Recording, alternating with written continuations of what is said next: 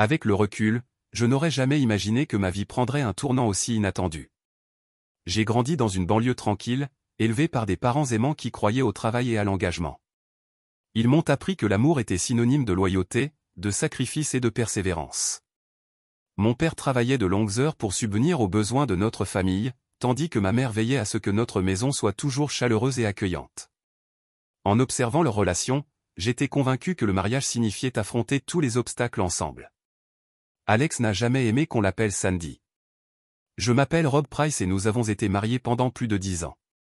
Je mesure 1,78 m, j'ai les cheveux bruns, les yeux bleus et je me maintiens en forme en courant et en faisant de la salle de sport. Alex, blonde aux yeux marrons, mesurait 1,68 m, pesait environ 50 kg et paraissait bien plus jeune que ses 34 ans. Pour moi, elle était parfaite. Notre univers tournait autour de nos 2 enfants, Samantha, 10 ans, et Carl, 8 ans. J'étais titulaire de diplôme d'ingénieur et de gestion d'entreprise et j'occupais un poste de cadre intermédiaire dans une entreprise locale. Alex était infirmier, puis promu infirmier en chef, gagnant bien sa vie sans avoir à travailler en équipe. J'étais le prochain candidat à la succession de mon patron, qui nous promettait un avenir sûr. Nous nous sommes rencontrés lors d'une fête, le courant est passé instantanément et nous nous sommes mariés 6 mois plus tard. Après le mariage, Alex voulait voyager avant d'avoir des enfants, mais la vie en a décidé autrement. Une grossesse surprise a donné naissance à Samantha, puis à Carl 2 ans plus tard. Les voyages ont été reportés et, même si je savourais pleinement ma vie de famille, je ressentais la déception d'Alex. J'essayais de compenser par des voyages occasionnels à l'étranger. L'argent était un sujet de dispute constant. On ne gagne pas assez, se plaignait souvent Alex. Je répliquais toujours. Une fois promue, tout ira bien. Notre pire dispute a eu lieu lorsqu'elle est rentrée chez elle dans une BMW X3 flambant neuve. « Comment pouvons-nous nous le permettre » ai-je rétorqué. « J'ai été promue » a-t-elle rétorqué. « C'est mon argent, mon choix. » Nous sommes restés sans parler pendant une semaine, finissant par convenir de nous consulter pour les achats importants. À l'approche de notre 11e anniversaire, la tension est montée. Espérant raviver la flamme, j'ai réservé un voyage de 2 semaines aux Bahamas, financé par la vente d'un timbre rare pour la collection de mon défunt père. Quand je l'ai annoncé à Alex, ses yeux ont pétillé. Les Bahamas ? Vraiment ? J'ai besoin d'une nouvelle garde-robe. Je n'ai pas demandé d'où venait l'argent. Elle avait son propre compte. Nous avons laissé les enfants chez ses parents, nous sommes garés à l'aéroport et avons embarqué. Dans l'avion, elle m'a serré la main. « Mais tu as de la chance ce soir » a-t-elle plaisanté. À l'hôtel, nous nous sommes enregistrés, avons exploré la baie, admiré les yachts et repéré un superbe restaurant sur pilotis. « Il faut absolument qu'on y mange » a insisté Alex. Je l'ai promis. Après une journée de visite, Alex a pris un bain de soleil pendant que je flânais le long du rivage, et a finalement réservé une table dans ce même restaurant pour lui faire la surprise. À mon retour, elle m'a réservé sa propre surprise, une journée de pêche pour vendredi. La pêche était ma passion, mais j'avais espéré passer plus de temps en couple. Je dissimulai ma déception, la remerciai et l'embrassai, même si elle s'écarta. « Encore une déception » murmura-t-elle. Pour arranger les choses, je lui révélai ma réservation. Ses yeux s'illuminèrent. « Ce soir, tu auras certainement de la chance » la taquina-t-elle. Sceptique, mais pleine d'espoir. Nous nous sommes habillés sur notre 31 et sommes partis. Au restaurant, l'hôte fronça les sourcils. « Votre réservation a été annulée » dit-il en s'excusant. Alex palde. Avant que la frustration ne s'installe, un homme d'une 40aine d'années, impeccablement vêtu, entra. Ce serait dommage qu'un couple aussi charmant passe à côté. Rejoignez-moi. Ce serait avec plaisir. J'hésitai, mais il insista avec un sourire chaleureux. Vraiment, vous me rendriez service. Je déteste dîner seul. L'intérêt d'Alex était évident, alors j'acceptai l'invitation. Jules Gaudier, notre hôte, s'arrangea pour 2 places supplémentaires et se présenta. Nous échangeâmes nos noms et nous installâmes. Le regret me frappa en jetant un coup d'œil au menu. Tout était hors de prix. Sentant mon malaise, Jules me rassura doucement, insistant sur le fait que c'était lui qui payait. Alex, imperturbable, commanda librement, tandis que je me contentais des options les moins chères. Son repas à lui seul dépassa les $100. Jules maintint la conversation, abordant travail, voyage et objectifs de vie. Interrogé sur sa carrière, il répondit simplement qu'il ne faisait rien. Il était milliardaire, voyageant où bon lui semblait. J'ai remarqué le regard d'Alex, mêlé d'admiration et d'envie. Elle évoqua son rêve depuis longtemps oublié de parcourir le monde, accusant la maternité d'avoir fait dérailler ses plans. Son regard dans ma direction me fit comprendre la faute. Jules ignora délicatement l'attention. À la fin du dîner, Jules nous invita à prendre le petit déjeuner sur son yacht, suivi d'une sortie plongée avec tuba. Avant que je puisse répondre, Alex accepta avec empressement. Il promit de nous retrouver au quai à 7 heures. Nous nous séparâmes, clé de son yacht, et nous voilà à notre hôtel. De retour à l'hôtel, l'humeur d'Alex changea. La frustration s'est déversée lorsqu'elle a critiqué mon hésitation, me comparant à Jules. Elle m'a accusé de manquer d'ambition, soulignant qu'il poursuivait ses rêves pendant que j'attendais une promotion qui pourrait ne jamais venir. La conversation s'est terminée par un détournement, me laissant seul avec mes pensées. Le sommeil a tardé à venir, tandis que je réfléchissais à notre mariage. Ce qui devait être un voyage pour renouer n'avait fait qu'accentuer les failles. J'ai réalisé que si les choses n'évoluaient pas d'ici la fin des vacances, nous aurions besoin d'une thérapie ou d'un divorce. Le lendemain matin, un réveil matinal nous a réveillés tôt et, au lever du soleil, nous étions à quai. Jules nous a accueillis chaleureusement et a aidé Alex à monter dans le bateau à moteur. Il nous a conduits à son yacht, celui-là même que j'avais admiré plus tôt. Un petit déjeuner léger nous attendait sur le pont, café, citron et fruits frais. Jules a mentionné qu'il valait mieux manger léger avant de nager. Plus tard, ancré près d'une baie isolée, Jules m'a demandé si je faisais de la plongée. Je n'y étais pas allé depuis des années, alors il a fait en sorte qu'un membre de l'équipage m'accompagne. Excité, j'ai demandé à Alex si cela la dérangeait. Sans lever les yeux, elle m'a congédié, prétextant qu'elle comptait prendre un bain de soleil après une baignade. Son indifférence, surtout devant des inconnus, m'a blessé. J'ai remarqué que 2 membres de l'équipage échangeaient des regards gênés, mais Jules, comme toujours, a fait semblant de ne rien remarquer. La plongée s'est déroulée paisiblement et j'ai ramassé de magnifiques coquillages, pensant qu'il ferait un cadeau attentionné pour Alex. Mais à mon retour, je les lui ai fièrement présentés, Jules est intervenu, m'expliquant qu'ils étaient protégés et qu'il fallait les rendre. Alex a profité de l'occasion pour me rabaisser, jugeant ce geste inutile. Embarrassé et découragé, je suis parti en faisant semblant d'admirer la vue. Le silence sur le chemin du retour à l'hôtel était pesant. Le lendemain matin, je me suis réveillé dans une chambre vidée avec un mot bref. Je suis parti faire les courses. De retour ce soir. Il n'y avait aucune chaleur, aucune signature. Chaque jour suivait le même schéma. Alex partait tôt, rentrait tard et éludait mes questions avec des réponses vagues sur les promenades en ville. Les articles de créateurs continuaient d'apparaître, et quand je lui demandais le prix, elle s'énervait, me rappelant que ce n'était pas mon argent. Je n'ai pas mis longtemps à comprendre. Jules finançait sa virée. Un matin, je me suis réveillé anormalement tard, soupçonnant qu'elle m'avait filé quelque chose pour m'empêcher de dormir. Le soir même, elle est revenue des heures après mes appels restés sans réponse.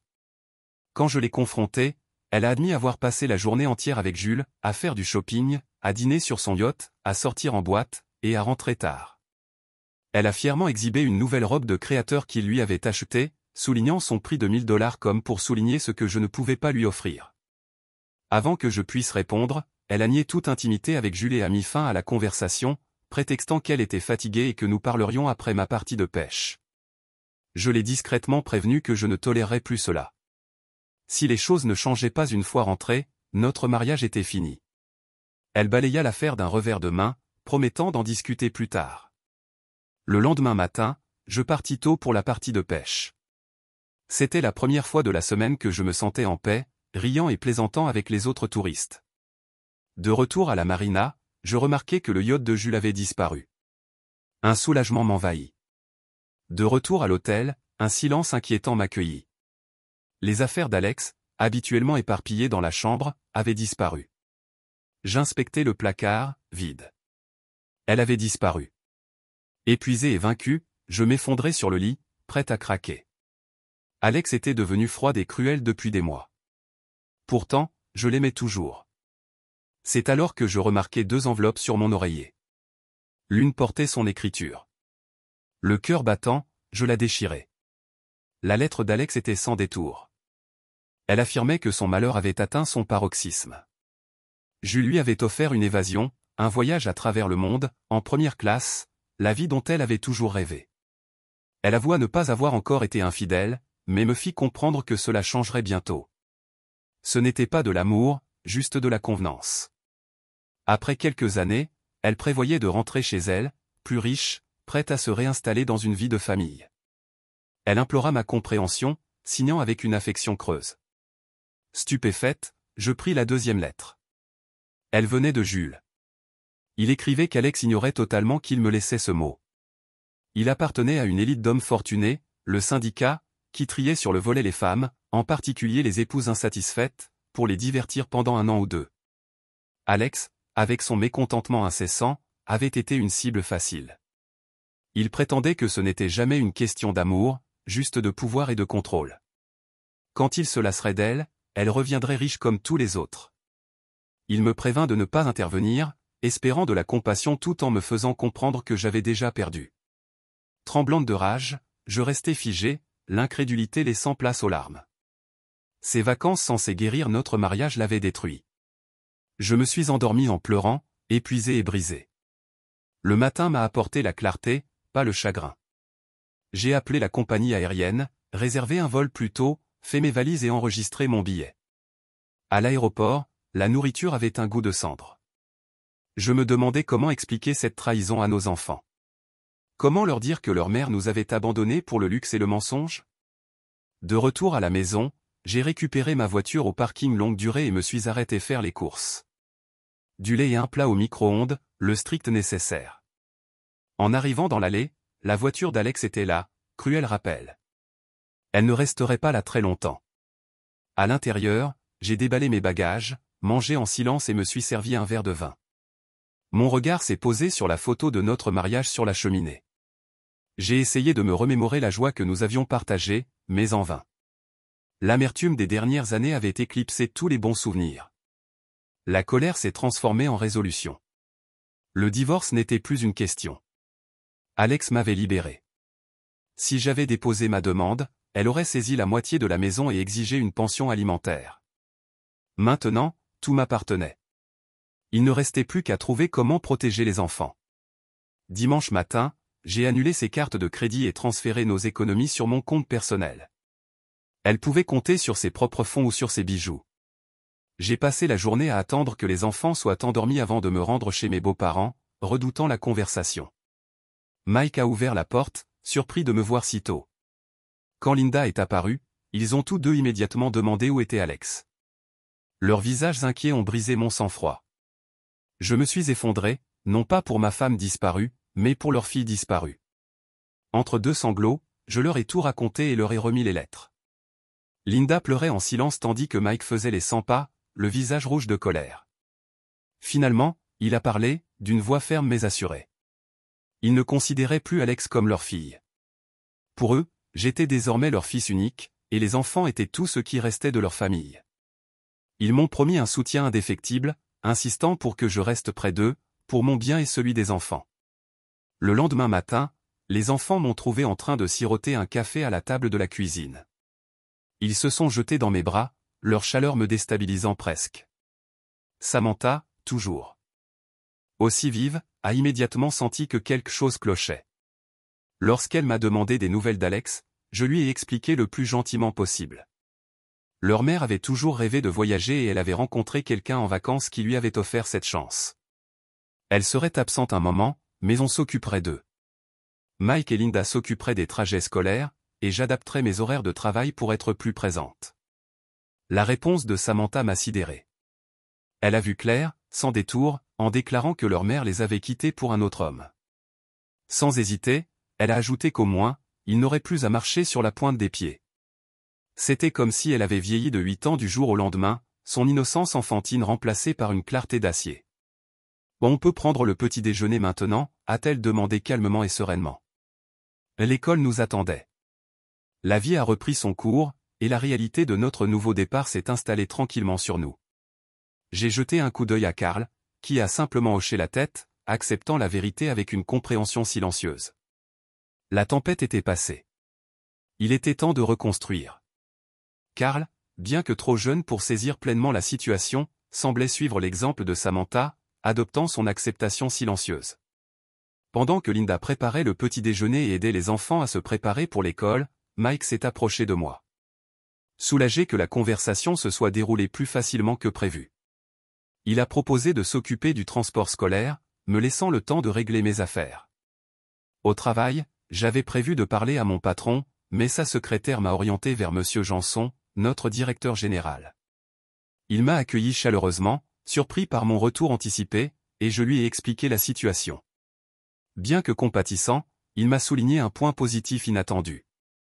Mon patron avait été victime d'une légère crise cardiaque et ne reviendrait pas avant un certain temps.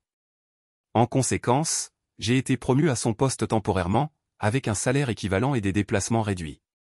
Il m'a encouragé à consacrer le reste de la semaine à des affaires personnelles. Reconnaissante de cette opportunité, je me suis rendu au RH, j'ai retiré Alex de mon assurance et j'ai fait en sorte que les enfants soient désignés comme mes principaux bénéficiaires. J'ai également pris rendez-vous avec mon avocat, James Slack, un vieil ami d'université qui s'occupait de mes affaires juridiques. James m'a accueilli avec un café, comprenant rapidement que la rencontre n'était pas seulement amicale. Je lui ai tout raconté et lui ai remis les lettres. Il a confirmé que je souhaitais divorcer, mais que la séparation de corps était la seule option immédiate, me protégeant des dettes d'Alex. Si elle ne revenait pas dans un délai d'1 an, je pourrais déposer une demande d'abandon. Il m'a assuré que la garde exclusive serait simple, vu le mépris manifeste de sa lettre pour le bien-être des enfants. Lorsque j'ai mentionné que ses parents l'avaient renié et m'avaient accueilli, James a ri, impressionné par mon calme. J'ai expliqué que leur mariage battait de l'aile depuis 1 an et que ses vacances étaient mon dernier recours. Il a promis de remplir les papiers immédiatement et a publié des avis pour me protéger de ses obligations financières.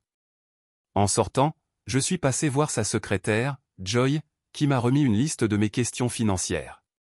J'ai réalisé que la plupart étaient déjà réglées, sauf une, le prêt automobile d'Alex. Un coup de fil rapide à la société de financement m'a permis de m'assurer qu'ils avaient bien saisi le véhicule, avec pour instruction de contacter mon avocat pour plus de détails. La journée a filé comme une flèche et, avant même que je m'en aperçoive, Mike est revenu avec les enfants. Sans course à la maison, je les ai emmenés au McDonald's, soulignant que c'était un plaisir rare. De retour à la maison, nous avons regardé la Reine des Neiges. Quoi d'autre? Avant de les border, Karl a appelé d'une voix ensommeillée, et Samantha a murmuré « Je t'aime ». En bas, j'ai pris une bière, mis du jazz doux et me suis affalé sur le canapé. Pour la première fois depuis des mois, je me sentais vraiment en paix. J'ai même levé ma bouteille pour un toast moqueur à Jules. Finalement, il ne m'avait pas volé ma femme. Il m'avait libéré d'une femme qui avait depuis longtemps cessé d'être ma partenaire. Le drame a commencé lorsque la réservation ratée de Rob au restaurant nous a laissés embarrassés et bloqués. Jules, suave, sûr de lui et riche, a sauvé la soirée sans effort. Comparé à la maladresse de Rob, Jules semblait correspondre à tout ce que j'avais toujours désiré. Dès que nous sommes montés à bord de son yacht, ma fascination s'est intensifiée. Lorsque Rob est parti plonger, j'ai saisi ma chance. Vêtu du maillot de bain étriqué que j'avais acheté pour impressionner Rob, j'ai tenté de séduire Jules, mais il est resté indifférent. Découragé, j'ai failli abandonner jusqu'à ce qu'il m'invite à déjeuner en tête-à-tête sur la plage. Tandis que l'équipage dressait un élégant repas, Rob nous a rejoints, présentant fièrement les coquillages qu'il avait ramassés pour moi. J'étais déjà irrité, et lorsque Jules a ignoré son geste avec désinvolture, ma frustration a débordé. Rob est parti en trombe, et c'est là que Jules est passé à l'action. Il a compati à mon mécontentement, soulignant à quel point ma vie était devenue stagnante, travail, maison, enfant et un mari se contentant d'attendre des promotions qui pourraient ne jamais venir. Je lui ai avoué comment la maternité avait anéanti mes rêves de voyage à travers le monde, me laissant coincé dans une routine monotone. Jules m'a alors posé une question qui a changé ma vie. Échangerais-je ma famille contre un voyage en première classe et le luxe, sachant que cela signifiait passer au moins 1 an avec un autre homme? Il m'a dit de ne pas répondre immédiatement, mais m'a invité à le rejoindre pour une virée shopping le lendemain. Sans engagement. Pourtant, au fond de moi, je connaissais déjà ma réponse. Ce soir-là, j'ai glissé un de mes somnifères dans le verre de Rob, m'assurant ainsi un sommeil réparateur. La journée du lendemain avec Jules fut enivrante. Boutique de luxe, déjeuner somptueux et clubs exclusifs. Il n'a pas lésiné sur les dépenses, me traitant comme un roi. Le jeudi matin, ma décision était prise. Pendant que Rob partait pour sa partie de pêche, j'ai appelé Jules, fait mes bagages et lui ai écrit une lettre d'adieu. Alors que le taxi s'éloignait, la culpabilité s'est estompée, mais la promesse d'aventure l'a vite étouffée. Une fois à bord du yacht, la réalité a basculé. Jules m'a demandé nonchalamment mon portefeuille, l'a vidé de mes cartes de crédit et de mon passeport, puis a jeté les cartes par-dessus bord. « Tu n'en auras plus besoin », a-t-il dit en empochant le passeport. Mon indépendance s'est envolée en un instant. En regardant le rivage disparaître à l'horizon, j'ai réalisé à quel point je m'étais empêtré. Le dîner ce soir-là était exquis, le vin, le meilleur que j'ai jamais goûté. À la tombée de la nuit, Jules a appelé un membre de l'équipage pour m'accompagner jusqu'à ma cabine. Il avait préparé une nouvelle garde-robe. Mes vieux vêtements avaient déjà été jetés. Le placard était rempli de tenues de créateurs, révélant de la lingerie et des vêtements de nuit plus adaptés à une lune de miel qu'à un voyage de noces. Mal à l'aise mais résigné, j'ai choisi un ensemble transparent et je me suis installé, essayant de me distraire avec un livre. Des heures plus tard, Jules est entré sans frapper, me regardant avec satisfaction. Il m'a rappelé qu'il n'y avait pas de luxe gratuit et a exigé que je le déshabille, me traitant comme un trophée qu'il avait gagné. Cette rencontre m'a laissé vide. L'intimité que j'avais partagée avec Rob avait disparu, remplacée par une froideur transactionnelle. Seul après cela, je suis resté allongé dans mon lit, les larmes coulant silencieusement, me demandant si j'avais commis la plus grosse erreur de ma vie. Jules, fidèle à sa parole, m'a fait découvrir le monde. Les îles Aléoutiennes, les restaurants étoilés Michelin et les boutiques de créateurs. Il m'a parlé de bijoux coûteux et m'a fait visiter les destinations les plus exclusives. En quittant les Caraïbes, il m'a annoncé notre prochaine étape, l'Europe. Nous avions navigué jusqu'au Royaume-Uni, accosté à Liverpool, puis mis le cap sur Londres pour un événement spécial.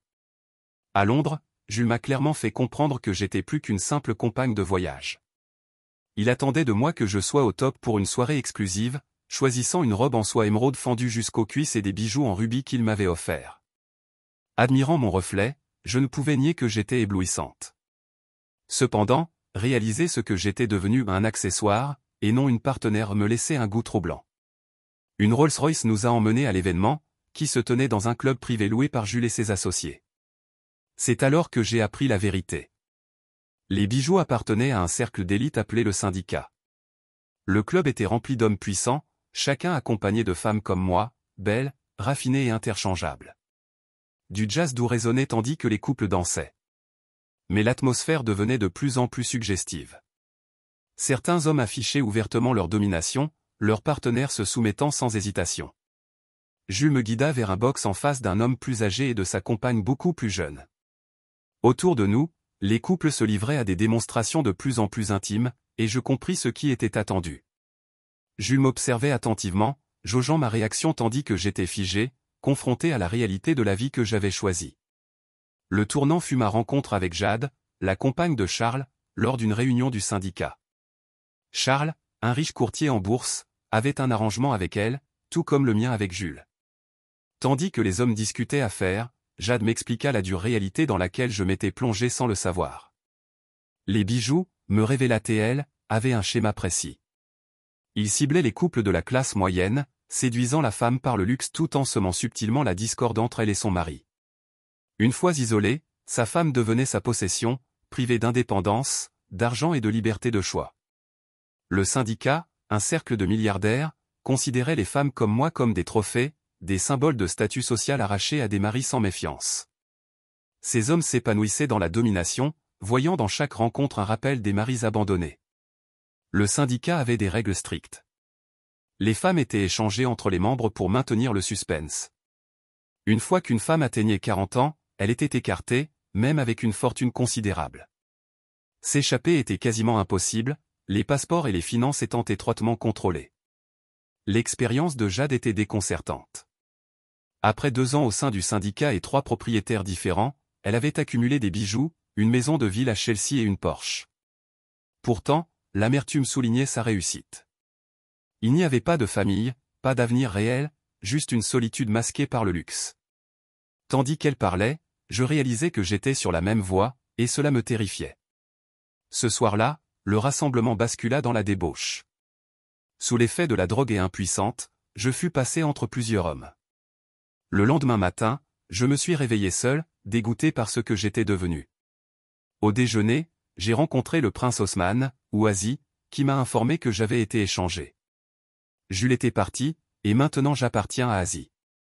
Il n'avait pas de yacht, mais compensait par des jets privés et des hôtels luxueux. Obsédé par les comparaisons, il me posait constamment des questions sur ma vie passée avec Rob, impatient de savoir s'il était meilleur. Les mois suivants furent un tourbillon de voyages et de plaisirs. Nous avons visité l'Égypte, exploré les pyramides et assisté à d'autres fêtes de syndicats, mais sans le même niveau d'exploitation. L'excitation s'est vite atténuée. Même Paris, autrefois magique avec ses bijoux, semblait vide. Le faste des restaurants gastronomiques et des boutiques de créateurs ne m'impressionnait plus. À la fin de la 2e année, l'excitation du luxe s'était complètement estompée. La richesse s'est accumulée. Je possédais d'innombrables pièces de créateurs, des bijoux, et même une maison en bord de mer à Malibu. Mais la vie me semblait creuse. Mon 4e propriétaire, Alexandre, un magnate grec de la marine marchande, me traita convenablement jusqu'à ce qu'un soir il me prête à son garde du corps. L'expérience fut dégradante, et aucun nettoyage ne put effacer la honte. Pour compenser, Alexandre m'acheta la maison de Malibu, mais cela ressemblait plus à une somme d'argent pour me faire taire qu'à un cadeau. À l'approche de mes 39 ans, des rumeurs circulèrent selon lesquelles Jules avait quitté le syndicat pour des raisons de santé. Cela ne m'apporta aucune satisfaction, juste un rappel amer de la facilité avec laquelle je m'étais laissé entraîner dans cette vie. Je cherchais désespérément à m'échapper, m'accrochant à l'espoir de bientôt sortir du système. Finalement, Charles, le courtier en bourse que j'avais rencontré des années plus tôt, devint mon dernier propriétaire. Généreux et moins exigeant, il rendit mes derniers mois au sein du syndicat supportable. À l'approche de mes 40 ans, il me confirma qu'il était temps pour moi de quitter le cercle. Dans son appartement terrasse londonien, Charles me remit ce qui me restait de liberté, un compte bancaire suisse numéroté de plus de 6 millions de dollars, une carte bancaire britannique de 50 000 livres sterling et 5 000 livres sterling en liquide. Il me rendit mon passeport, mon permis de conduire et mes papiers, ainsi que l'adresse de mes affaires à Malibu. Tout, bijoux, vêtements, souvenirs, avait été expédié là-bas. Après un dernier baiser sur la joue, il me souhaita bonne chance et s'en alla. J'étais libre, riche, mais vide. J'avais troqué l'amour, la famille et la dignité contre le luxe. Et maintenant, je me retrouvais seul, accablé de regrets et incertaine quant à la vie qu'il me restait à reconquérir. Après avoir recouvré sa liberté, Alex passa un peu de temps à explorer Londres, savourant l'indépendance qu'elle n'avait pas ressentie depuis des années. Mais l'attrait du luxe s'était estompé, et elle réserva bientôt un vol en première classe pour Malibu, prête à rentrer chez elle. De retour dans mon monde, la vie s'était installée dans une routine paisible. Les enfants s'épanouissaient, leurs notes s'amélioraient et la maison semblait plus légère sans la présence d'Alex. Ma promotion était devenue officielle après le départ anticipé à la retraite de mon patron. Et tandis qu'Hélène essayait sans cesse de me présenter à des femmes célibataires, je n'étais pas prêt pour une nouvelle relation. 6 mois passèrent sans une nouvelle d'Alex. Un jour, en triant des papiers, je retrouvai un colis que j'avais oublié. C'était la collection de timbres que j'avais laissée à l'expertise avant nos vacances. Une lettre de la maison de vente était jointe, révélant la valeur incroyable de la collection. Ils n'avaient vendu qu'un seul timbre, qui avait couvert la totalité des vacances, tandis que les timbres restants valaient une fortune. Un timbre britannique rare était estimé à plus d'1 million de livres sterling.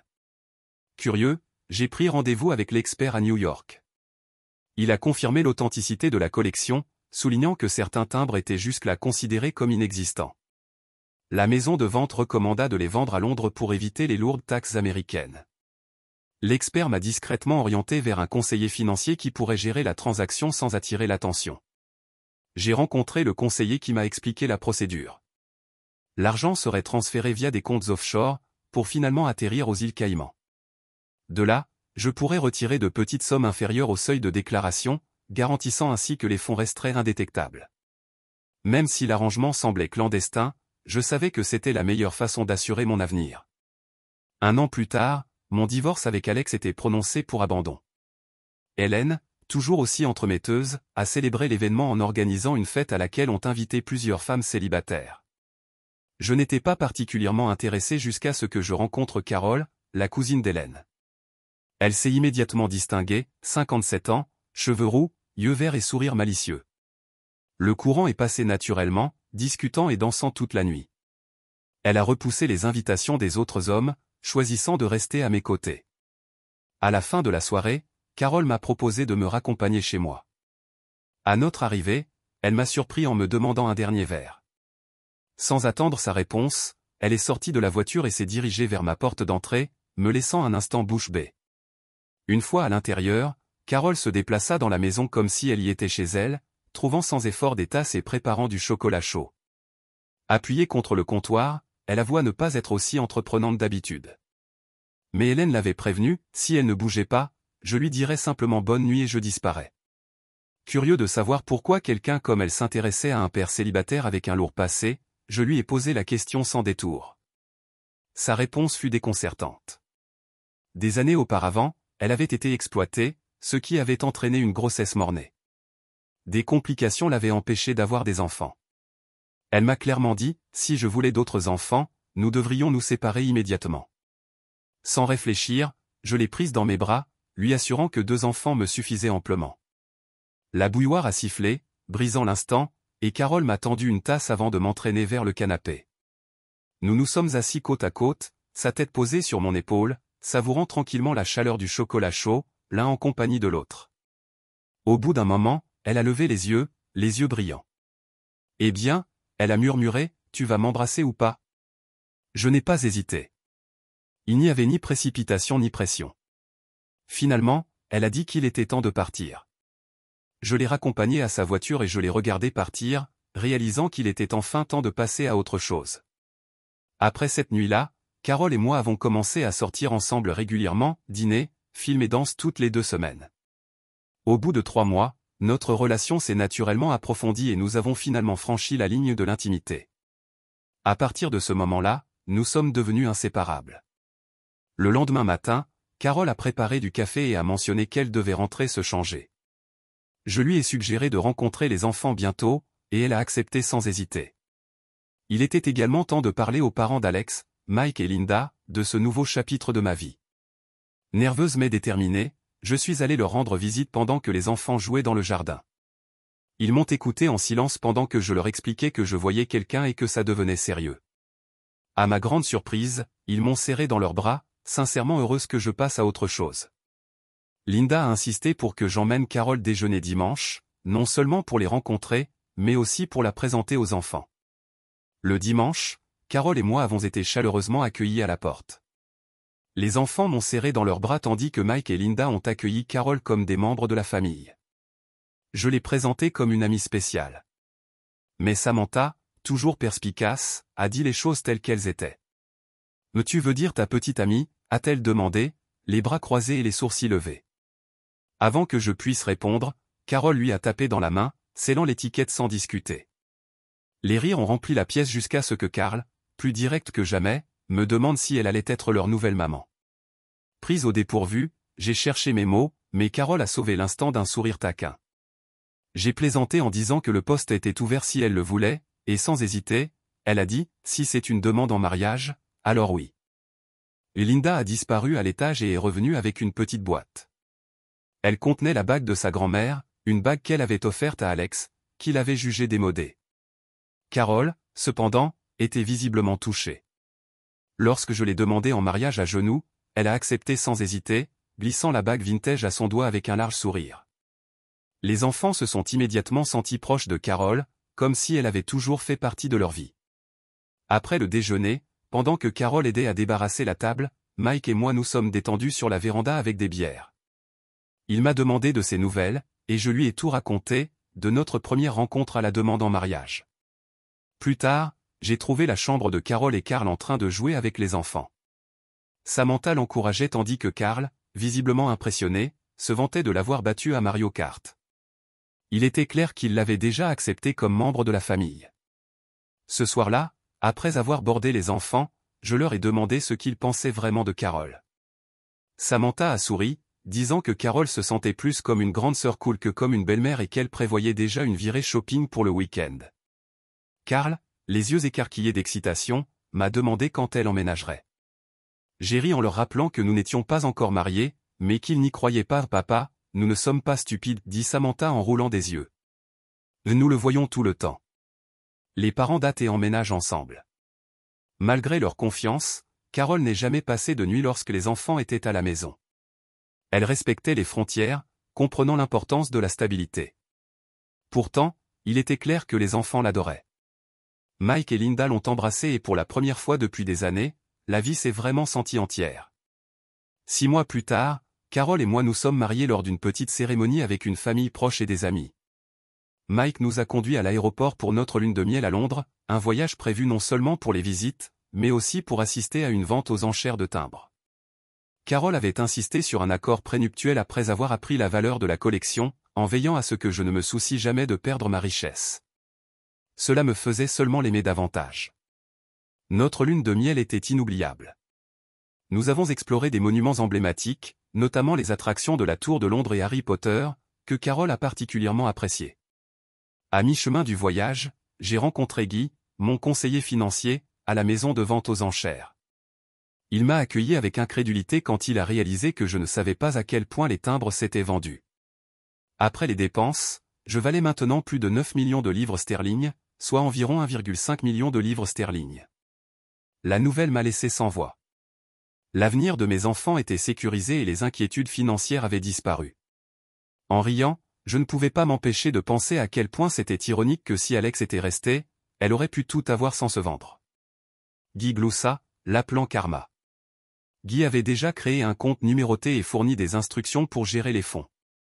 Il a conseillé d'ouvrir des comptes bancaires distincts pour Carole et moi, transférant de petits montants pour maintenir les transactions discrets. Quand j'ai partagé la nouvelle avec Carole, elle s'est presque évanouie. Nous sommes revenus de Londres avec beaucoup plus de bagages que nous ne sommes partis, remplis de cadeaux pour les enfants dont les cris excités ont rempli la maison alors qu'ils déballaient leurs surprises. Au cours de la prochaine année, la vie s'est transformée. Nous avons déménagé dans une plus grande maison dans un meilleur quartier, avec une piscine. Pour expliquer notre richesse soudaine, j'ai dit aux gens qu'un oncle inconnu était passé, me laissant sa fortune. J'ai tranquillement payé l'hypothèque de Mike et Linda et j'ai continué à travailler, plus à des fins que la nécessité. Nous avons vécu modestement, ne faisant des folies que sur les vacances en famille.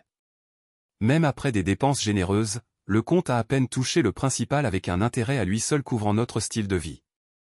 Mais les vieilles blessures s'attardaient. Les souvenirs de ces vacances avec Alex ont toujours suscité le ressentiment, non pas parce qu'elle est partie, mais parce que Jules l'avait prise, priant sur des mariages comme le mien. J'ai réalisé que je ne pouvais pas vraiment passer à autre chose sans récupérer ma dignité. La vengeance est devenue mon objectif, mais elle devait être intelligente, non violente et anonyme. J'ai embauché un enquêteur privé aux Bahamas pour suivre Jules, sachant que son yacht aurait un tracker enregistré. Une fois que j'ai eu la confirmation, Jules retournait aux États-Unis, j'ai mis mon plan en mouvement. L'objectif était de mettre fin à ces jeux prédateurs sans complications légales. J'ai réservé une chambre dans le même hôtel des Bahamas où tout s'était déroulé il y a des années. Grâce aux connexions de Max, j'ai rencontré José, un propriétaire de bordel local, et j'ai embauché une femme nommée Elena pour le poste. Le coût était élevé, $1 million, mais valait chaque centime. J'ai payé à moitié à l'avance avec le solde dû à la fin. Jules, comme prévu, a pris l'appât. À sa table habituelle, il a repéré Elena arriver avec un homme. Le maté a fait une maison pleine, incitant Jules à plonger et à leur offrir un siège à sa table. La scène s'est parfaitement jouée. En quelques jours, Elena était à bord de son yacht. Et Jules, convaincu qu'il avait gagné à nouveau, a navigué vers l'Europe. Une fois qu'ils ont accosté, Jules est allé à terre seul. Elena a suivi peu de temps après, laissant ses effets personnels pour éviter les soupçons. Elle a rencontré son gestionnaire, a reçu un nouveau passeport et est montée à bord d'un avion avant le retour de Jules. Sur le yacht, il a trouvé une lettre sur son lit. Il disait, « Cher Jules », se demandant où est allé votre rendez-vous. Loin, loin. Il y a quelques années, vous avez volé ma femme tout en faisant semblant d'être un ami. Ceci est ma vengeance. Vous ne pouviez pas résister à Elena, et maintenant vous êtes tombé dans mon piège. Profitez du cadeau. Elle a laissé un virus. Que cela vous apporte la même misère que vous avez infligée aux autres. Tout le pire, Rob. Un message est rapidement arrivé sur mon téléphone en brûleur. Mission accomplie. J'ai transféré le paiement restant sur le compte de José. Le poids que j'avais porté pendant des années s'est levé instantanément. J'ai eu ma fermeture, et Jules, maintenant exposé et humilié, ne pouvait plus prier sur des couples vulnérables. Les 2 années suivantes ont été parfaitement calmes. La vie avec Carole était tout ce que j'espérais. Samantha a commencé à sortir ensemble, à mon inconfort, bien que Carole m'a rassuré que cela faisait partie de la croissance. Karl, maintenant âgé de 13 ans, a repoussé les limites comme n'importe quel adolescent. Je l'ai manipulé en le gardant actif, en randonnée, en pêche et en camping occasionnel avec ses amis. Notre famille était complète. Le passé s'est finalement mis au repos. La vie avait évolué sans moi. Samantha était en plein essor en tant que pom-pom girl et star du club de théâtre, tandis que Karl excellait dans le football. Tout semblait parfait pour eux jusqu'à mon retour. Mon arrivée à Malibu ne s'est pas déroulée comme prévu. Le code de ma maison, un cadeau d'un magnate du pétrole, ne fonctionnait plus. Un appel au bureau de l'immobilier a révélé que le code avait changé mensuellement et j'ai dû vérifier mon identité en personne. Il était tard, alors j'ai réservé un hôtel pour la nuit et j'ai visité le bureau le lendemain matin. Une fois à l'intérieur de la maison, son vide m'a submergé. Ce n'était pas une maison, juste une coquille remplie de souvenirs de ce que j'avais perdu. J'ai alors réalisé à quel point cela aurait été parfait si je restais avec Rob et les enfants, mais je savais que Rob ne vivrait jamais dans une maison achetée avec l'argent que j'avais gagné comme moi. Désespéré de récupérer mon ancienne vie, j'ai décidé de retourner dans l'Iowa. La Lamborghini, flashy mais impraticable, s'est rapidement avérée inconfortable pour les voyages à distanciation longue. 2 jours, les maux de dos m'ont obligé à les changer contre une BMW X5. Même alors, le voyage a traîné. Des arrêts fréquents et une luxueuse pause de 3 jours ont étendu le voyage à près de 3 semaines. Dans un hôtel un soir, un bel homme s'est approché de moi. Dans le passé, j'aurais diverti l'attention, mais maintenant je n'avais aucun intérêt. Mon esprit était fixé sur une seule personne. Rob. Une fois en ville, j'ai réservé une suite à l'hôtel Sherrington, déterminé à reconquérir ma famille. Le lendemain matin, je me suis dirigé vers notre ancienne maison, confiant qu'ils étaient toujours là. Mais lorsque la porte s'est ouverte, c'était une femme d'âge moyen, pas Rob. Elle a expliqué qu'ils avaient déménagé il y a 3 ans et m'ont remis une enveloppe scellée que Rob avait quittée pour ce moment exact. La note était froide et finale. N'essayez pas de nous trouver. Il n'y a rien que vous puissiez dire que nous voudrions entendre. Pour des questions juridiques, contactez mon avocat. Sa carte est jointe. Stupéfait, je me suis assis dans la voiture, des larmes brouillant ma vision. Rob avait vraiment évolué. Pourtant, j'ai refusé d'abandonner. Je suis allé chez James, son avocat et un vieil ami de la famille. Mais sa femme, Hélène, a claqué la porte sur mon visage, me qualifiant de lâche. Mon dernier espoir était mes parents. Leur rejet a été le plus profond. Lorsque ma mère a ouvert la porte, elle m'a regardé comme un étranger. « Nous n'avons pas de fille, dit-elle froidement. De l'intérieur, la voix de mon père s'est cassée. « Et qui n'est que personne ?» Avant que ma mère ferme la porte sur mon visage. Le cœur brisé et sans but, j'ai conduit pendant des heures jusqu'à ce que je trébuche sur une petite station-service avec un café attaché. Hungry et drainé, j'ai ravitaillé et commandé quelque chose à manger. À un moment donné, l'épuisement a frappé et je suis tombé en panne, sanglotant dans mon café. La serveuse, Cindy, m'a tranquillement guidé vers son modeste appartement derrière le café. Là, elle a écouté sans jugement alors que je déversais tout. Quand j'ai fini, elle a simplement dit « Vous avez fait de mauvais choix et maintenant vous les payez. Mais vous ne pouvez pas défaire le passé. Excusez-vous. Acceptez leur choix et passez à autre chose. Cela va empirer avant qu'il ne s'améliore, mais c'est le prix de la fermeture. » Ces mots ont résonné. Déterminé à faire amende honorable, j'ai prévu une réunion avec James le lundi suivant. Il était franc. Rob lui avait demandé de ne pas partager leur adresse. Cependant, comme les enfants étaient encore des mineurs, j'avais le droit légal de les voir. À contre-cœur, Rob avait accepté de superviser les visites, en attendant l'approbation par un consultant nommé par le tribunal. James m'a conseillé d'embaucher mon propre avocat et m'a demandé ce que je pensais quand je suis parti. Je n'avais pas de vraie réponse. J'avais chassé un rêve et tout perdu. Maintenant, tout ce que je voulais, c'était une chance de voir mes enfants et de reconstruire un semblant de connexion. Il m'a également informé que le tribunal avait décidé que je reviens à mon nom de jeune fille, une détérioration finale de ma vie passée. En quittant le bureau, j'ai ressenti un sentiment d'espoir inconnu. Réunir avec Rob était impossible, mais je pouvais peut-être encore trouver une place dans la vie de mes enfants. Ce ne serait pas facile, mais c'était le seul chemin à suivre. Le lendemain, déterminé à reconstruire une connexion avec mes enfants, j'ai cherché une maison dans un quartier sécurisé. J'ai trouvé une belle maison de 4 chambres dans une communauté fermée, idéale pour un nouveau départ. En espérant un résultat positif, j'ai décidé que si les choses se passaient bien, je laisserais les enfants choisir leurs propres meubles pour que leur chambre se sente à la maison. Suivant les conseils de James, j'ai engagé un avocat, mais ses paroles étaient loin d'être rassurantes. Il m'a rappelé que j'avais abandonné ma famille et m'avait averti de ne pas m'attendre à une voie facile à la réconciliation. Une semaine plus tard, j'ai emménagé dans ma nouvelle maison et j'ai fourni à James mon adresse mise à jour. Quelques jours plus tard, mon avocat a appelé avec des nouvelles. Un officier de protection de l'enfance amènerait mes enfants à visiter samedi à 11 h pour une brève réunion. Si les choses se passaient bien, le tribunal organiserait un calendrier de visite. Enfin, j'avais l'impression que les choses bougeaient dans la bonne direction. Ce samedi, les nerfs m'ont consommé en attendant que la sonnette sonne. Juste à l'heure à 11 h, le carillon résonnait à travers la maison. Je me suis précipité pour ouvrir la porte, mon cœur battant. Il y avait une femme professionnelle, mes enfants à côté d'elle, leurs expressions froides et peu accueillantes. Je les ai invités, offrant des boissons, mais ils ont refusé. Le travailleur social, Sarah, m'a officiellement présenté, mais avant de pouvoir parler, Samantha a rompu le silence. Sa voix était stable, mais remplie d'amertume. Nous savons qui elle est et ce qu'elle a fait. Elle a déclaré, « Papa dit qu'elle nous aime toujours, mais nous nous souvenons du jour où il est rentré seul. Il a beaucoup pleuré, mais il s'est toujours assuré que nous étions heureux et que nous n'avons jamais dit un mauvais mot à son sujet. Nous ne voulons pas être ici. Le tribunal l'a ordonné. Et papa a insisté, mais cela ne signifie pas que nous devons l'aimer. Il a dit que nous devions rester 1 heure. Nous sommes ici depuis 5 minutes, il reste donc 55. Que attendez-vous pour que nous courions vos bras? Oubliez ça. Nous avons cessé de vous aimer il y a longtemps. Alors, arrêtez de faire semblant. Nous voulons juste rentrer chez nous avec quelqu'un qui nous aime vraiment.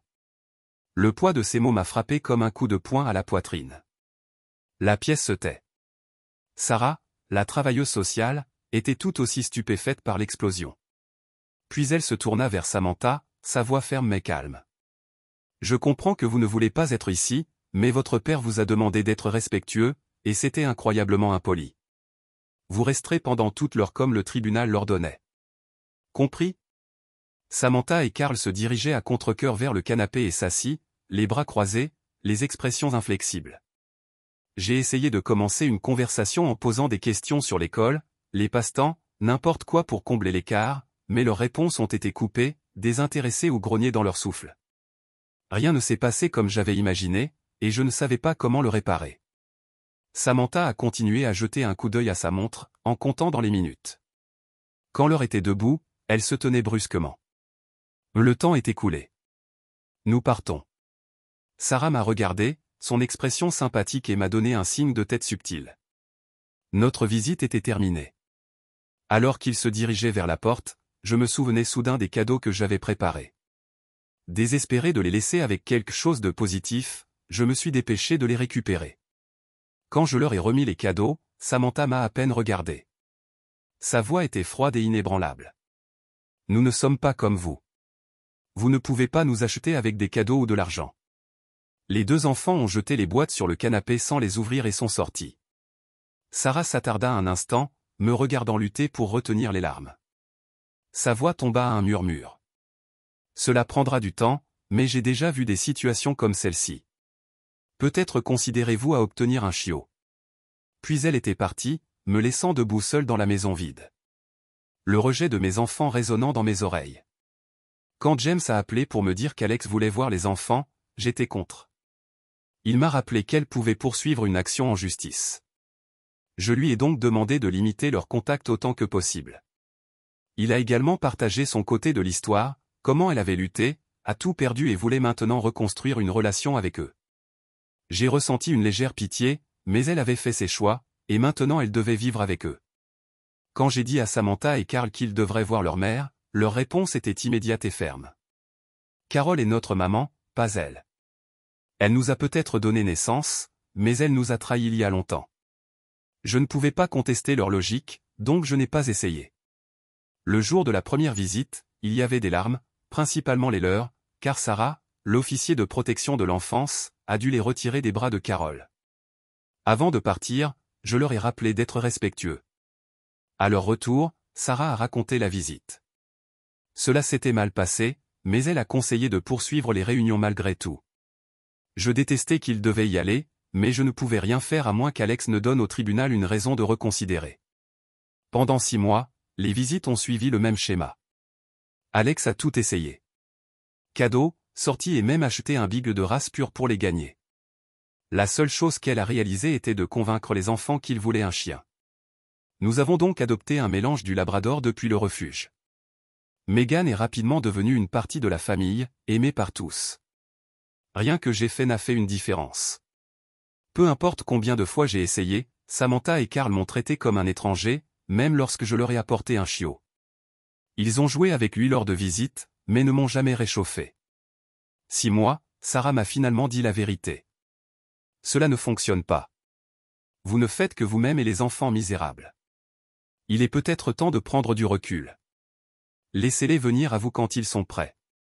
La solitude m'a consommé. Personne de mon passé ne voulait rien avoir à faire avec moi. J'avais de l'argent mais pas de vraie connexion. Les hommes m'approchaient constamment, mais une relation était la dernière chose dans mon esprit. Cherchant le confort, j'ai visité Cindy au café. Elle a insisté pour que j'avais besoin d'une distraction et m'a emmené dans un country club où nous avons passé du temps à danser. Cindy n'avait aucun intérêt pour les hommes non plus. Son passé avait été rude et elle avait survécu à l'obsession et au sans-abrisme avant de reconstruire sa vie. Nous sommes devenus des amis proches et je l'ai souvent invitée à dîner. Tom, mon beagle, l'adorait, et elle a joué avec lui pendant que je cuisinais, mais chaque fois qu'elle partit, la maison était insupportablement vide. Finalement, je lui ai demandé d'emménager, pas en tant que partenaire romantique, tout comme un ami. Elle a hésité, mais a accepté dans une seule condition. Elle paierait sa part. Je n'avais pas l'intention de quitter la ville, alors j'ai vendu ma maison Malibu et mis l'argent à la banque. Cindy a continué à travailler au café malgré mon offre pour la soutenir financièrement, mais j'ai vu à quel point elle était épuisée et craignait qu'elle puisse rechuter. Un jour, j'ai approché un agent immobilier pour trouver un espace pour un restaurant country style avec une piste de danse, quelque chose que Cindy et moi aimions tous les deux. Après des mois de recherche, nous avons trouvé l'emplacement parfait à travers la ville. Cindy a inspecté l'espace, faisant des suggestions sur la disposition, et je l'ai acheté sur place. Quand je lui ai dit que je faisais de lui mon partenaire commercial, elle était stupéfaite. Elle ne savait pas comment diriger un restaurant, mais je l'ai rassurée que j'avais confiance en ses compétences. Le lendemain, elle a quitté son emploi et, ensemble, nous avons lancé notre nouvelle entreprise. La grande ouverture était une invitation uniquement, et je me suis assuré d'envoyer une invitation à Rob. Qu'il se présente ou non, je voulais qu'il voie que j'avais finalement évolué. Quand Sarah m'a informé qu'Alex avait renoncé à essayer de voir les enfants, je me sentais soulagé. Enfin, les choses s'étaient installées. Des mois se sont écoulés et je pensais à peine à elle. Puis un jour, une invitation est arrivée par la poste pour l'ouverture d'un nouveau restaurant de l'autre côté de la ville. J'ai demandé à Carol si elle voulait y aller. Elle était immédiatement à bord. Nous aimions tous les deux la musique country et la danse. Nous nous sommes arrangés pour que les enfants restent avec les parents d'Alex pour le week-end. Ils étaient ravis de passer du temps avec leurs grands-parents, qui à leur tour les ont gâchés sans fin. Vendredi soir, nous nous sommes préparés pour la grande soirée. Je m'habillais des bottes de cow-boy, une chemise à carreaux et de nouveaux jeans. Carol, toujours magnifique, portait des bottes assorties, une chemise Mustang attachée et des shorts de style Daisy Duke. Au restaurant, nous avons été montrés à une table près de la piste de danse. Le menu comportait des plats de country style classiques avec quelques options végétariennes. La nourriture était fantastique et alors que nous sirotions nos bières en bouteille, le groupe a frappé une mélodie familière. Sans hésitation, nous avons été les premiers sur la piste de danse, et bientôt il a été emballé. Après 5 danses vivantes, nous sommes retournés à nos sièges, profitant de l'atmosphère. Alors que la soirée s'est terminée et que les chansons lentes ont commencé, nous nous sommes assis en regardant les danseurs. Ensuite, de nulle part, quelqu'un a glissé dans le siège vide en face de nous. Alors que je me tournais pour affronter l'invité inattendu, j'ai vu que c'était Alex. Elle avait l'air mal à l'aise, m'assurant rapidement qu'elle ne resterait pas longtemps et voulait juste dire quelques mots avant de partir pour de bon. J'étais prêt à partir, mais Carole m'a exhorté à écouter, me rappelant que l'entendre ne changerait rien. Alex a admis ses erreurs passées, reconnaissant à quel point elle avait été égoïste et comment elle avait autrefois cru qu'elle pouvait partir, vivre son rêve, puis revenir comme si rien n'était. Elle savait maintenant à quel point elle avait mal tourné. La vie ne s'était pas déroulée comme elle s'y attendait, et elle a réalisé trop tard ce qu'elle avait perdu. Bien qu'elle savait que cela n'avait plus d'importance pour moi, elle a ressenti le besoin de s'excuser. Elle a remercié Carole d'avoir pris soin de la famille qu'elle avait abandonnée et espérait qu'elle continuerait à les aimer comme Alex aurait dû. Avant de partir, elle m'a tendu sa carte de visite et a avoué qu'elle avait l'intention de garder un œil sur les enfants à distance, promettant de ne pas intervenir. Elle m'a demandé de ne pas l'empêcher d'assister à leurs événements, même s'ils n'ont jamais reconnu sa présence. Cette nuit-là, Carole et moi sommes restés jusqu'à ce que le restaurant ferme, sans revoir Alex. Dans les mois qui ont suivi, nous avons parfois repéré une silhouette familière debout à distance pendant les événements scolaires. Lors des performances de Samantha, nous avons parfois remarqué une femme assise discrètement dans le dos, accompagnée d'une personne avec une caméra vidéo.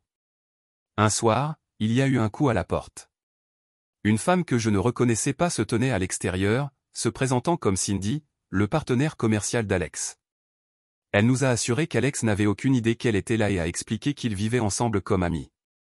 Elle a partagé sa propre histoire et comment Alex l'avait aidé à se remettre sur pied, soulignant qu'Alex avait changé. Cindy a révélé qu'Alex regardait régulièrement les enfants de loin, sans s'approcher, mais toujours présent. Elle a décrit comment Alex pleurait quand elle est rentrée chez elle, submergée par le regret. Elle ne demandait pas de sympathie, seulement une considération, peut-être un peu plus de temps pour Alex pour reconstruire une sorte de relation avec eux. Carole et moi avons expliqué que nous n'avions jamais empêché Alex de voir les enfants. La réalité était qu'il n'avait aucun intérêt à se reconnecter avec elle. Pour eux, elle était simplement la femme qui s'était éloignée. Ils avaient clairement indiqué qu'ils ne voulaient pas me trahir en l'accueillant dans leur vie. Cindy a demandé si elle pouvait leur parler. Après une brève discussion, Carole les a convaincus d'écouter au moins tant qu'elle est restée avec eux pendant la conversation. Je les ai laissés seuls, assis près de la piscine avec une bière, incertain de quel serait le résultat. Après le départ de Cindy, Carole s'est assise à côté de moi et a partagé ce qui s'était passé. Les enfants ne rejetaient pas Alex entièrement par haine. Ils sentaient que l'accepter à nouveau signifierait me trahir. Avec mon approbation, Carole a suggéré d'inviter Alex et Cindy à un barbecue décontracté où les enfants pouvaient interagir avec elle dans un cadre confortable sans aucune pression. Si ça ne se passait pas bien, il n'y aurait plus de tentative. J'ai accepté, sachant que nous avions déjà essayé auparavant. Si cela fonctionnait, ce serait selon les termes des enfants. Mais si Alex revenait à ses anciennes manières, l'invitation serait sa dernière. L'invitation au barbecue de Rob m'a rattrapé complètement en dehors de la garde. C'était un simple message formel, une invitation à rejoindre un ami, rien de plus. C'était surréaliste. Cindy m'a encouragé à y aller, me rappelant que si Rob ne voulait pas de moi, je n'aurais pas été invité. Le jour du barbecue, mes nerfs étaient insupportables. Cindy et moi nous sommes habillés avec désinvolture et sommes arrivés comme indiqué. Carole nous a accueillis à la porte, offrant un accueil chaleureux mais formel. Elle m'a tranquillement assuré qu'elle ne tenait aucune rancune et était vraiment heureuse de sa vie, suggérant que nous essayions d'être amis. Sa gentillesse a atténué mon anxiété, mais dès que j'ai vu Rob, j'ai ressenti l'envie de revenir en arrière. Cindy m'a stabilisé, me rappelant que nous avions été invités, et non dans l'imbrication. Rob n'a pas serré la main, mais m'a plutôt fait un bref câlin, un geste silencieux pour montrer aux enfants qu'il avait lâché le passé. Des boissons ont été servies et nous avons rejoint les autres invités près de la piscine. Les enfants ont joué fort, leur rire remplissant l'air, tandis que Carole a présenté Cindy et moi simplement par leur nom, mentionnant notre restaurant. La conversation s'est tournée vers les affaires, me permettant de me détendre pour la première fois depuis longtemps. Puis Samantha et Carl se sont approchés. Incertain de quoi dire, j'ai complimenté leur maison. Ils n'ont pas été impressionnés. Carl a plaisanté sur ma maladresse, et Samantha a clairement indiqué que même si Rob m'avait pardonné, il n'était pas prêt à faire de même. Ils ont refusé de m'appeler maman, mais ont proposé de me reconnaître comme tante Alex si je me suis avéré digne du titre. Les revoir étaient écrasants, mais j'ai accepté leurs conditions sans hésitation. Ils ont averti que tout signe de mon comportement passé signifierait me couper pour toujours. J'ai accepté, promettant d'aller à leur rythme. Avant de s'enfuir, j'ai demandé si je pouvais au moins leur donner un baiser sur la joue pour les remercier. Ils l'ont permis, puis sont retournés à leurs amis. Ce n'était pas beaucoup, mais c'était plus que j'avais osé espérer. Rob s'assit à côté de moi, regardant Cindy se excusant tranquillement. Il m'a rappelé que c'était Carol qui les avait convaincus de me donner cette chance et m'a averti de ne pas le ruiner. Je lui ai assuré que j'avais changé et que je n'avais pas l'intention de faire les mêmes erreurs. Quelques minutes plus tard, j'ai remarqué deux personnages familiers approchant. Mes parents. Ils avaient été prêts à couper des liens avec moi pour toujours, mais Rob les avait convaincus de reconsidérer. Ils ont admis qu'ils avaient eu du mal avec leur déception, mais ont décidé qu'il était temps de passer à autre chose. Sans hésitation, ils m'ont attiré dans une étreinte serrée, m'accueillant dans la famille. Bien qu'Alex ait finalement été acceptée dans la famille, elle n'a plus jamais été invitée chez nous. Les enfants la voyaient régulièrement, bien que leur lien soit plus commun avec un parent éloigné plutôt qu'un parent. Samantha, en particulier, s'est rapprochée d'elle de la même manière que l'on pourrait avec une tante préférée. À l'école, aux événements et aux jeux, elle a toujours été la bienvenue pour s'asseoir avec nous. Bien que nous ne soyons jamais devenus amis, nous ne nous sommes plus vus comme des ennemis. Elle a porté le poids du regret pour le reste de sa vie, mais a construit quelque chose de significatif avec Cindy. Leur restaurant, nommé à juste titre Deux femmes brisées, est devenu un favori local. Et à la fin, c'était suffisant.